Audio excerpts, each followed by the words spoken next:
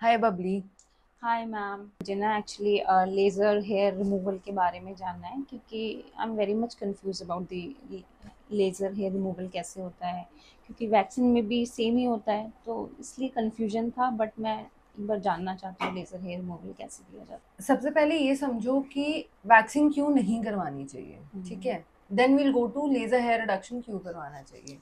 तो सबसे पहले जब आप वैक्सिंग करवाते हो there is a hmm. Hot wax which is involve, ठीक है। हम्म। हम बहुत हॉट वैक्स को आपके स्किन पे लगाते हैं and hmm. Then with the help of waxing strips हम आपके सारे बालों को पुल करके निकालते हैं। Right. The whole process causes a lot of trauma, ठीक है। राइट। अब वो ट्रामा जो है it causes inflammation which can also lead you to pigmentation. अब जो राइट। पोस्ट पिगमेंटेशन होती है जिसको हम हम्म। पीआईएच भी बोलते हैं, हम्म। ये पिगमेंटेशन ज़्यादा टाइम रहती है, इसको ट्रीट करना मुश्किल है। ओके। और एनी विच वेज जितनी बार आपके हेयर पुल होके बाहर निकलेंगे next time they will grow thicker, क्योंकि आपके जो हेयर बल्ब्स हैं उनमें स्वेलिंग आ जाती है which gives more area for the roots to get enlarged, okay. जिसकी वजह से आप कितनी बार भी वैक्सिंग करवा लो you will always need a repeat session with more hair after about 15 to 20 days depending upon your hair cycle. Okay. Similarly जब आप बार बार सिर्फ शेविंग करते हो, shaving can cause something called an ingrowth. तो आपकी टांगों पे जगह जगह आपको ब्लैक ब्लैक स्पॉट्स दिखेंगे अगर आप मल्टीपल टाइम्स शेव कर रहे हो and you are not following it up with a laser.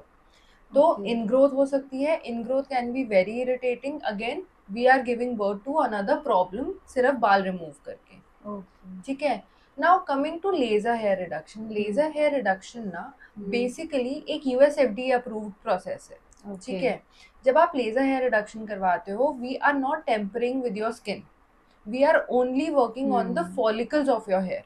Okay. हमें कोई मतलब नहीं है कि आपकी स्किन कैसी है, अच्छा। ठीक है। लेजर में हम जो टेक्नोलॉजी यूज करते हैं उसको डायोड बोला जाता है। Diode is a blind laser.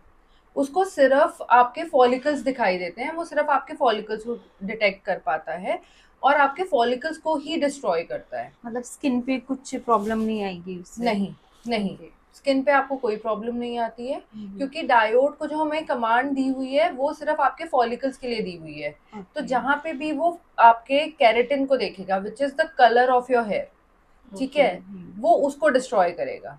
That is the reason हम लेजर करने से पहले शेव करते हैं ताकि आपकी स्किन के ऊपर कोई बाल ना रह जाए, ओके। सो दैट जब हम लेजर करें तो वो सिर्फ अंदर की तरफ फॉलिकल्स को ही डिस्ट्रॉय करे, ठीक है। ओके। तो फॉलिकल डिस्ट्रक्शन होती है और जब बार बार आप मल्टीपल टाइम्स लेजर के सेशंस लेते हो और फॉलिकल्स को हम बार बार डिस्ट्रॉय करते हैं तो आफ्टर अ पॉइंट कुछ फॉलिकल्स रीग्रो होना ही बंद हो जाते हैं। ओके।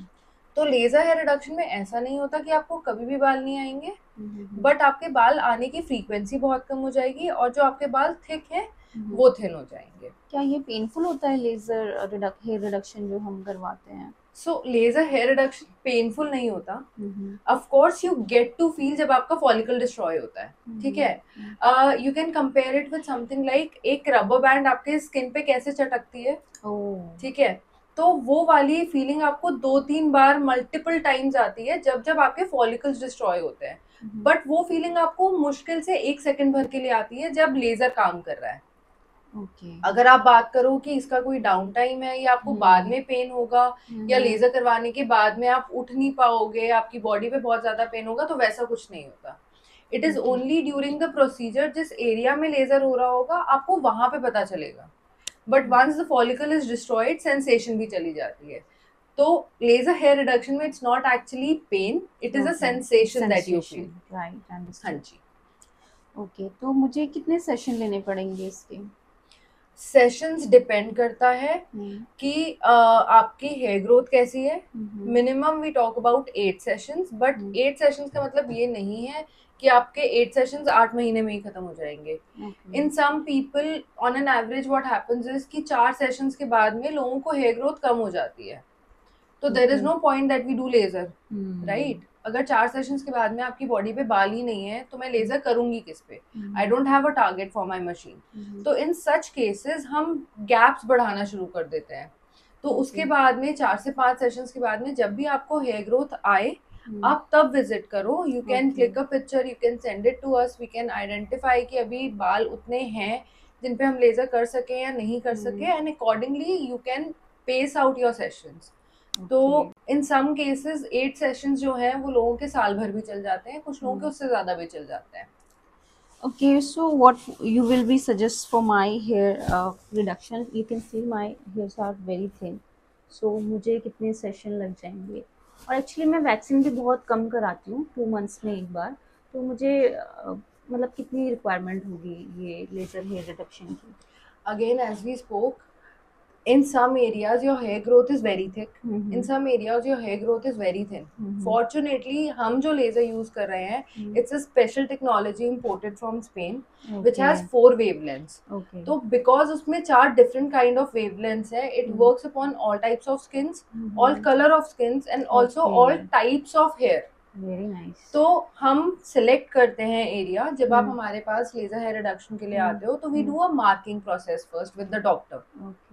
तो we will be visiting your room, we will first be marking the areas कि कौन सा एरिया है जहाँ पे आपको थिन हेयर ग्रोथ है, कौन सा एरिया है जहाँ पे आपको थिक हेयर ग्रोथ है, and frequencies vary according to the kind of hair growth that you have. It is not blind, like अगर हमने किसी के लिए एक फ्रीक्वेंसी चूज करी है तो हम थ्रू आउट द बॉडी उसी फ्रीक्वेंसी को फॉलो करेंगे। It depends upon what kind of a hair growth do you have on a particular area and what is the hair growth on the other area. Frequencies vary करेंगी, हर session में frequencies vary करती हैं। तो it is observed in every session. आप जब भी हमारे पास आओगे, चाहे आप 12 बार आओ, चाहे आप 2 बार आओ, doctor would be visiting, observing your hair growth and giving the frequency accordingly. Okay. अब लाइक जैसे मेरे अंडर आर्म्स हो गए और फिर ये मेरा प्राइवेट एरिया हो गया, इसमें बहुत मुझे ना पिगमेंटेशन बहुत ज़्यादा है, मतलब क्योंकि मैं वैक्सीन कराती हूँ और रेज़र भी यूज़ करती हूँ, तो उसमें ये मतलब अफेक्टिव रहेगा? हाँ जी। तो पिगमेंटेशन प्रोन एरियाज जो होते हैं, स्पेशली जो इंटीमेट एरियाज होते हैं हमारे, जैसे अंडर आर्म्स हो गया, आपका प्राइवेट एरिया हो गया, इन एरियाज पे as I told you we change the frequency से हो जाए, ठीक है। तो हम उसमें फिर एक आपका पिगमेंटेड कलर सेलेक्ट करते हैं, उसके हिसाब से हम फ्रीक्वेंसी सेलेक्ट करते हैं ताकि आपकी स्किन हार्म ना हो, but at the same time आपके जो हेयर फॉलिकल्स हैं उनके ऊपर 100% फर्क पड़े। तो we customize the treatment accordingly. Okay. हाँ जी। एंड एक और क्वेश्चन है मेरे दिमाग में, अगर सपोज आपने मुझे 12 सेशन सजेस्ट किए अकॉर्डिंग टू माय हेयर और मैंने कंप्लीट किए, तो ये परमानेंट रहेगा या फिर मुझे दोबारा I have to come? Right. तो we don't call it laser hair removal, we call it laser hair reduction. Okay. तो जो परमानेंट है लेजर हेयर रिडक्शन में, वो है permanent reduction of hair follicles. Suppose आज आपके एक पर्टिकुलर एरिया पे 100 हेयर फॉलिकल्स है, over the period of time जब आप मल्टीपल सेशंस लेते हो, हेयर फॉलिकल्स 100 से कम होके 10 हो जाएंगे या 12 हो जाएंगे।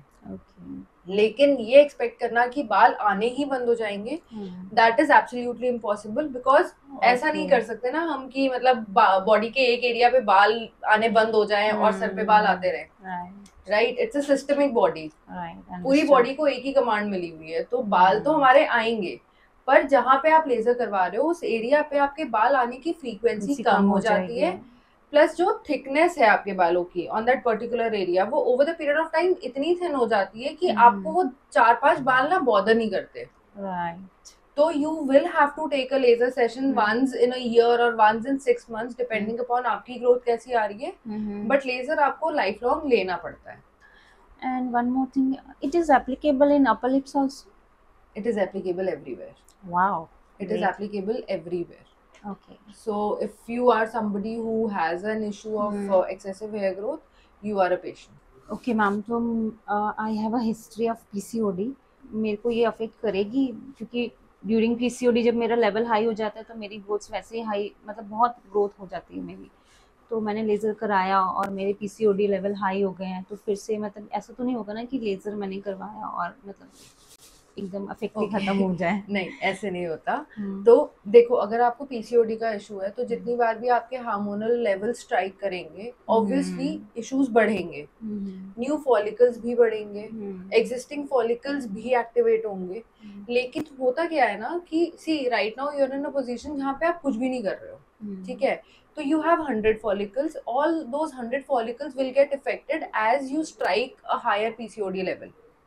ठीक है, अब इमेजिन करो कि आपके 100 में से आफ्टर ऑल योर सेशंस 4-5 बाल ही रह गए हैं, ठीक है, तो उस केस में जब भी आपको पीसीओडी परेशान करेगा इन द फ्यूचर, हो सकता है आपके कुछ न्यू फॉलिकल्स इमर्ज हो जाएं, हो सकता है आपके वो 4-5 फॉलिकल्स आपको थोड़ा सा परेशान करें, but when you're not doing anything, उसके कंपैरिजन में when you're doing laser hair reduction, management becomes very easy. Okay. क्योंकि उस time you will not have a full fledged beard. उस टाइम आपके कुछ ही बाल होंगे जो आपको बॉदर करेंगे, एंड जब आप रेगुलरली लेजर सेशंस लेते हो तो वो बाल आपके एनी विच वेज मैनेज हो जाते हैं. इन पीसीओडी केसेस हो सकता है आपको 8 की जगह 12 सेशंस लगे. हो सकता है 8 सेशंस में अभी के लिए आप ठीक हो जाओ, लेकिन कुछ पॉइंट के बाद में when you go through deliveries or when you become pregnant or when you go through any hormonal shift, तब आपके बाल बढ़ जाएं, तो in that case हम सेशंस की फ्रीक्वेंसी बढ़ा देते हैं. We come back to once a month instead of giving you one session once in 2 to 3 months, जो हम otherwise follow करते हैं जब बाल कम हो जाते हैं. तो उसमें हम सिर्फ फ्रीक्वेंसी बढ़ाते हैं. There are some topicals available जो हम दे सकते हैं, but there is a better management while taking laser in PCOD, क्योंकि बाल आपके थिक होते हैं तो लेजर बहुत अच्छे से टारगेट कर पाता है and the results are very beautiful. Question और था, मेरी सिस्टर है, मतलब वो 17 इयर्स की है, तो मैंने सुना है कि लेज़र हेयर रिडक्शन में कुछ एज लिमिट ऐसा कुछ होता है, मतलब मैं अगर अपनी सिस्टर का करवाना चाहूँ तो फिर? नहीं, ऐसे नहीं होता. If you are somebody who has hit her puberty, ठीक है, अगर आपको मिनाक स्टार्ट हो गए, आपके पीरियड स्टार्ट हो गए हैं, तो you are very much capable of getting a laser hair reduction done. इसमें हम सिर्फ ये देखते हैं कि आपकी हेयर ग्रोथ कैसी है.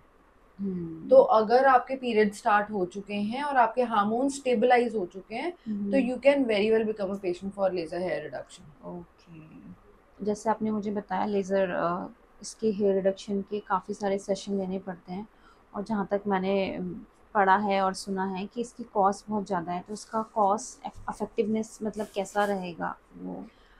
ये एक बहुत ही कॉमन क्वेश्चन है, और इसका ना एक बहुत बेसिक सा कैलकुलेशन है. आप हर 15 दिन में वैक्सीन के लिए जाते हो, ठीक है, वैक्सीन पे अगर आप फुल बॉडी वैक्सीन करवा रहे हो या आप सिर्फ बिकनी वैक्सीन करवा रहे हो, या any which way spending somewhere between 5 to 10,000, minimum being 2,000, ठीक है, वो जो कॉस्ट है आपकी वो एक महीने में 2 बार बन रही है. ठीक है, अगर आप अपने 1 साल की वैक्सीन की कॉस्ट को कैलकुलेट करो and you compare it with 1 साल का investment in laser hair reduction, knowing कि 8 सेशंस के बाद में प्रोबेबली आपको 2 महीने में एक बार सिर्फ अपने एक सेशन के लिए आना पड़ेगा, तो the difference is very vast. ठीक है, तो वैक्सिंग भी आपको मल्टीपल टाइम्स करवानी पड़ती है, लेजर भी आपको मल्टीपल टाइम्स करवाना पड़ता है, बट लेजर में आपको सिर्फ 8 महीने ही इन्वेस्ट करना है. राइट. उसके बाद में आपको हर महीने या महीने में 2 बार मेरे पास आने की जरूरत नहीं है. आप मेरे पास 2 से 3 महीने में एक बार आओगे, और over the period of time वो फ्रीक्वेंसी भी कम हो जाती है. तो if you compare your cost